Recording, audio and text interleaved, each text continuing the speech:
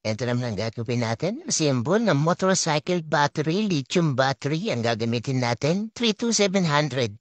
Ayan, pakita ko sa inyo yung brand ng battery na ginagamit natin. LD Green. Ayan, 32700 LD Green. 6,000 mAh. Sas nakatingin naman yung date ng manufacturing date. Ayan. Tapos ang kailangan natin, BMS, 4S BMS, tubbing wire, ayan, barley paper, bolts and nut. Ayan, yan ang mga kailangan natin sa pagkasembol ng motorcycle battery at itong fiber plus fiber tape yan. At ito, kailangan natin 4 na piraso ng 32700 LiPo4 battery. Ayan. Ang unang gagawin natin, syempre natin yan naman. Ikamata muna natin dito sa battery case. At ayan, pinakita ko sa inyo, positive, negative. Yan ang una natin. Ayan. Lagyan natin yung dalawang cell. Sa battery case, positive, makikita niyo yung tip, positive, tapos negative. Ayan, for info nga lang pala, ang positive dyan yung may volts, tapos yung may nut naman, yun yung negative. Ayan, tapos lagyan natin ng konting ano lang, na glue stick. Ayan, para may forma lang natin sa loob. Tapos kabila naman, kung positive yung ilalim, negative naman yung kabila. Ayan, kasi series connection to, 4S to.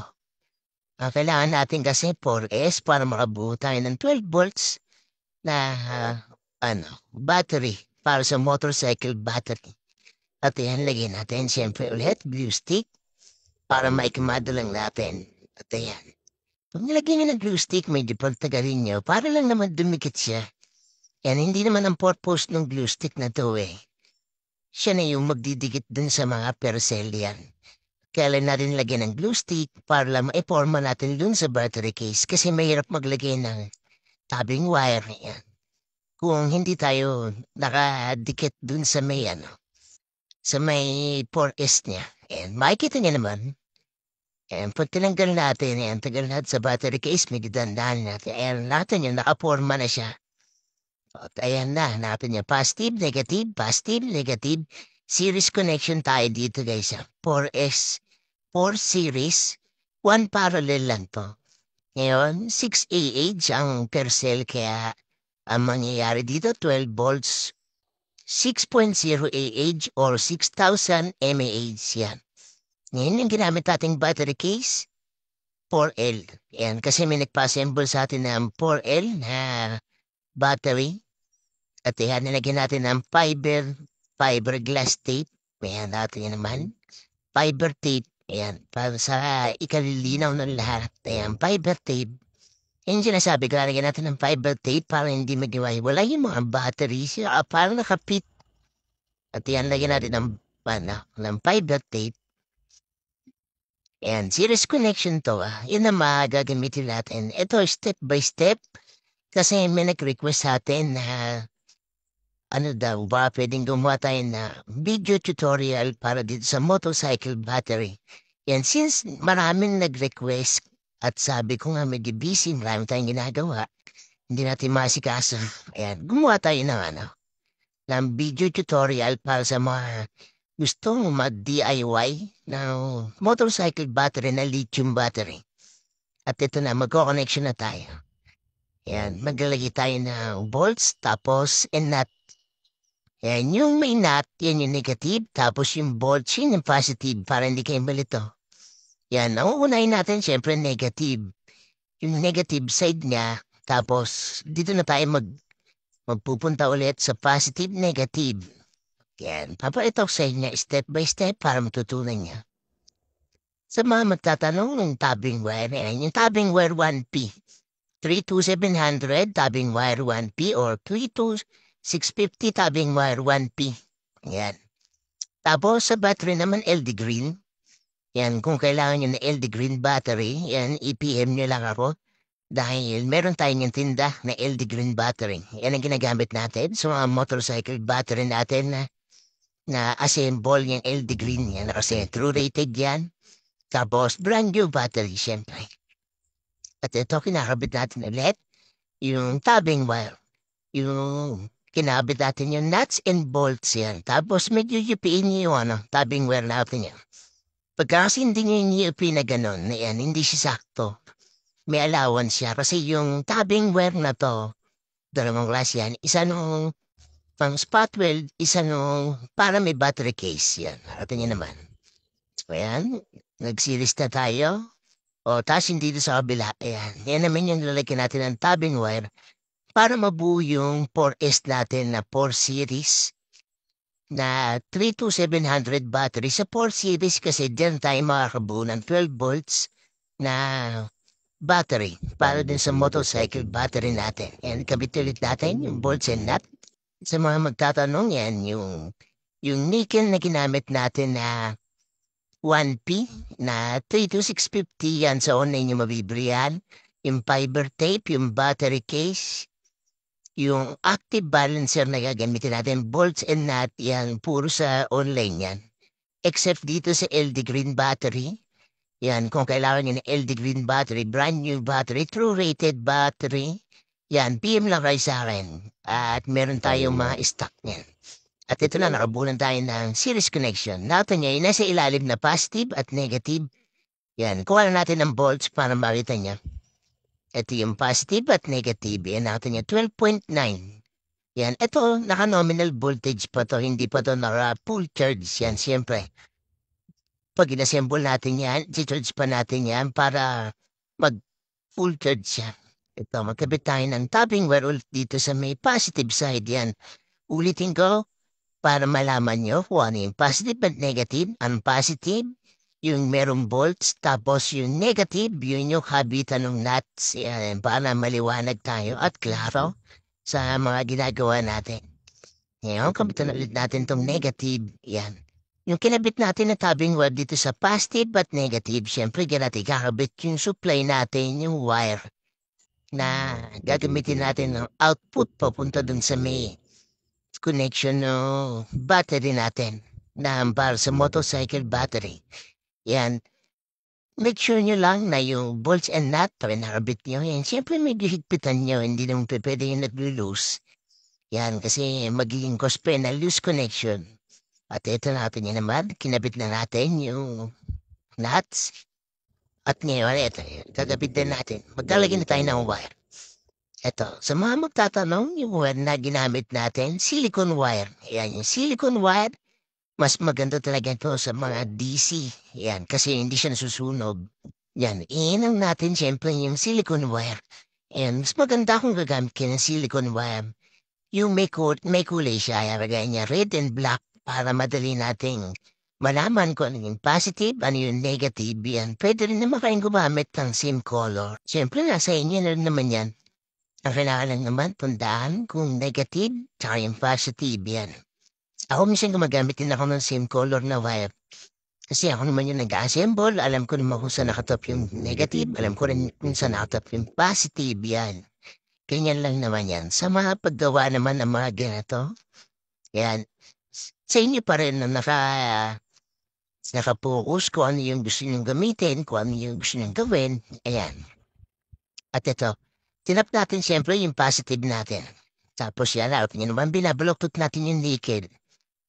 Yan, para yung pagkakahinang, yan, since nakahinang siya, tapos kung nakabend pa siya, nakabaloktot, yan, nakaipit siya, hindi siya basta-basta matatanggal. Yan, kung hindi man maganda yung pagkakahinan nyo, yan, hindi siya basta-basta matatanggal dun sa nickel. Tapos ito naman yung negative natin, natin yun naman. Ilulusot ko lang doon, tapos dito naman, hinangin ulit natin sa negative side. Yan, ulitin ko. Yung sa bolts, yan yung positive, yung may nuts, yan yung negative. Yan, kasi mas maganda na yung klaro, kasi kung wala man na pa yung tester, yan, at least alam niyo kung saan yung negative at saan yung positive. At syempre, din sa may battery, may naka-indicate yan na nakalagay kung saan yung negative, saan yung positive. Ito naman yung barley paper, ilalagay natin sa ibabaw. Yan. Ikabit natin yung barley paper. Yan. Malalaman nyo kung bakit naglalagay tayo ng barley paper sa ibabaw yan. Para dito, sige, gamitin natin ng active balancer. Ayan, natin yun naman. Ito yung active balancer.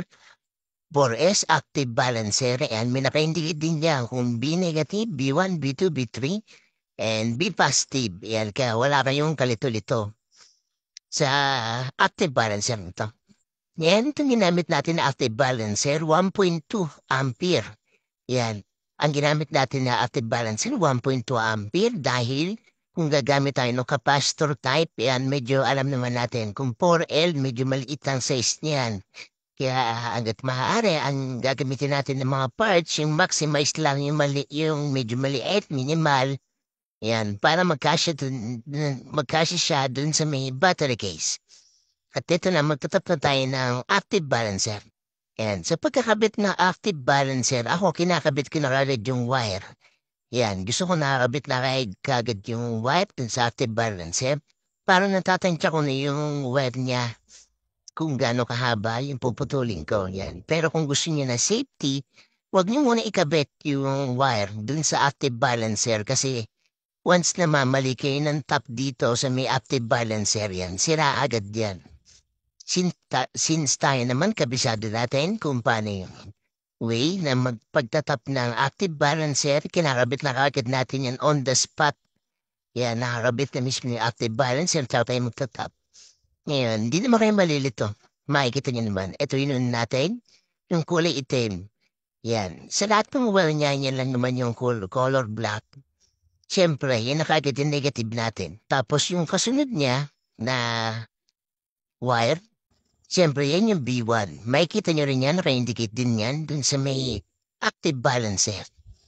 Ano ba yung tinatawag na B1? Battery 1, yun yung sa may una tayo nag-series. Kaya kung negative, ngayon hanapin nyo, una kayo nag-series, eto nag-series na tayo dito sa una. Kaya natin itatap yung B1.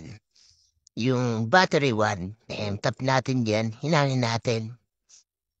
O, tapos syempre, kung ano yung susunod sa B1, syempre B2. Yun yung battery 2.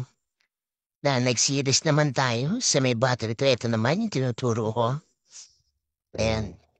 Gugupitin lang natin syempre yung wire no. Yun din sa saktuhan lang. Ayan, para ano. Unang-una, medyo malinis. Tapos hindi siya yung kagaya no wiring na ikita niya na sila sa labat, ayan. Mas maganda yung yung malinis. Tsaka sa ganitong series connection yan, mag-iingat kayo kung naka-series connection. Huwag niyo idadiite. Kunyari, naghihina kayo niyan. Pag night-tap niyo dun sa kabila yan, tas nag-ground yan. Dispark yan, syempre.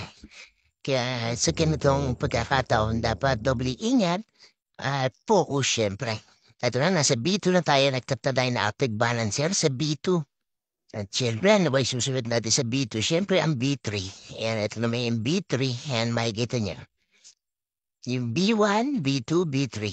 Yung tinatawag na B1, B2, B3. Since naka-series tayo, dun tayo maglalagay ng mga wire na tinatawag na B negative, B1, B2, B3, and B positive. Yan. Marami magtatanong, ano ba ang trabaho na active balancer? Ang trabaho na active balancer, ibabalance niya yung battery cell ng per cell yan, nakagaya niyan. Naka 4S tayo. Yan. Ibabalance niya yung battery niyan. Kung yung isa 3.2, tapos yung isa 3.5, yung dalawa pa 3.5 yan. Ibabalance niya lahat ng 3.5 yan. Yun na example niyan. Yan ang trabaho na active balancer. Siyempre, kung hindi nakabalat yung per cell natin yan, may tendency na mabilis siya malobat kasi kung yung isa 3.2 tapos the rest 3.5, ang una mo drain yung 3.2, yung tatlong cell na yan, susunod na siya doon sa 3.2. Yun ang magiging cut-off na nila, 3.2, magkakat na agad sila lang. Yun lang ang paliwanag natin para dyan sa may active balancer. At ito na natin, lalagyan natin na fiber tape. At may mga magtatanong pa dyan, sir, palink ng mga parts yan.